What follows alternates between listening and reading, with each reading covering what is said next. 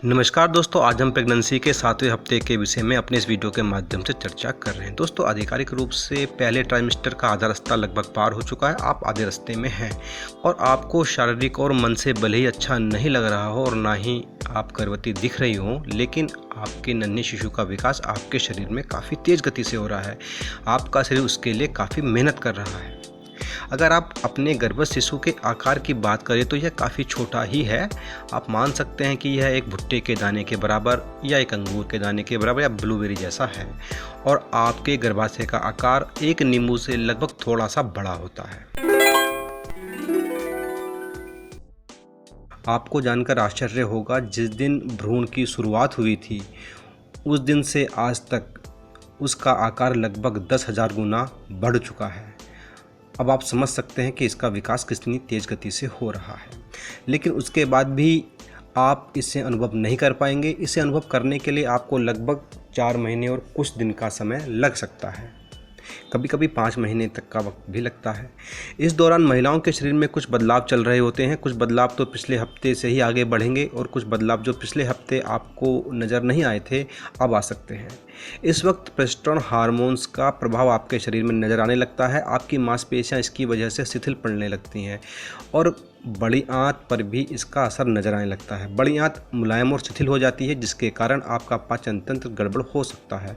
इस दौरान आपको अधिक तरल पदार्थ खाने की सलाह दी जाती है और जब भी आप खाना खाएं तो आपको अत्यधिक चबाकर खाना खाने की आवश्यकता होती है, ध्यान रखें। साथ ही साथ आपको ऐसा भोजन नहीं करना है जो पचने में मुश्किल होता है, अर्थात गरिष्ठ भोजन खाने से बचें। अगर आपको गरिष्ठ भोजन खाना भी है तो आप उसे दिन के समय खाएं, रात में तो बिल्कुल भी ना लें और अत्यधिक चबाकर खाएं।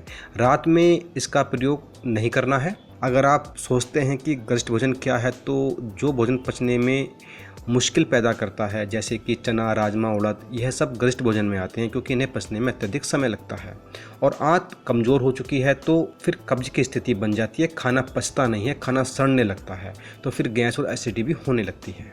जैसा कि पिछले हफ्ते आपको कुछ लक्षण नज़र आ रहे थे, उनमें से जैसे कि आपको मतली लगना, लगातार उल्टी जैसा महसूस होना, कुछ भोज्य पदार्थों का अचानक से खराब लगने लगना, कुछ का पसंद आ जाना, गंध के प्रति आपकी संवेदनशीलता जो बढ़ गई है, सीने में जलन, उल्टी, यह लक्षण आपको इस हफ्ते भी नज़र आएंगे। इस हफ्ते आप महसूस कर सकती हैं कि आपको अत्यधिक लार बन रही है और आपको इसे बार बार निगलना पड़ रहा है, परेशानी हो रही है।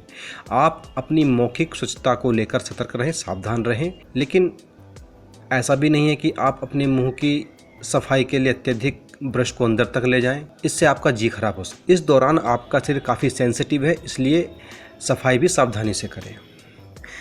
ऐसा भी हो सकता है कि आपके चेहरे पर मुहासे निकलने लगे, यह सब हार्मोनल प्रभाव की वजह से होता है।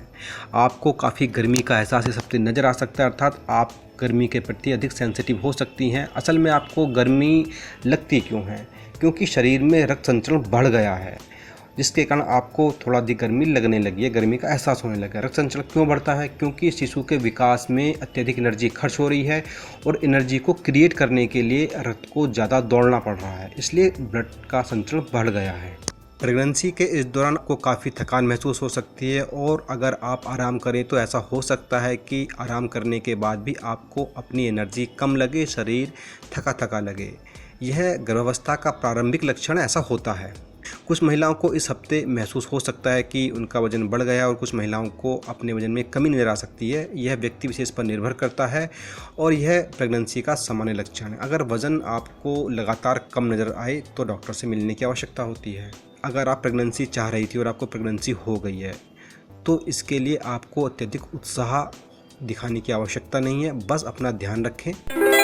प्रेगनेंसी के 7वें हफ्ते के दौरान शिशु के शरीर के विकास में मुख्य फोकस शिशु के मस्तिष्क को लेकर रहता है। आपको जानकर आश्चर्य होगा कि हर मिनट लगभग 100 नई कोशिकाएं बच्चे के मस्तिष्क में डेवलप हो रही हैं, बन रही हैं। ऐसे में बहुत ज़्यादा एनर्जी की आवश्यकता होती है और एनर्जी की प्राप्ति के लिए अगर आपको ज़्यादा भूख लगे तो इसमें आश्चर्य वाली बात नहीं होनी चाहिए। आप अपने भोजन की पौष्टिकता का ध्यान रखें।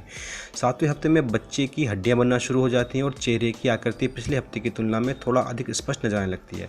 बच्चे की नाक आकार लेना शुरू कर देती है। उसके सिर के पीछे का हिस्सा आगे के हिस्से की तुलना में कुछ अधिक तेज़ गति से बढ़ता है, विकास करता है, लेकिन यह सामान्य है। इस हफ्ते उसके हाथ पैर भी बनने लगे हैं।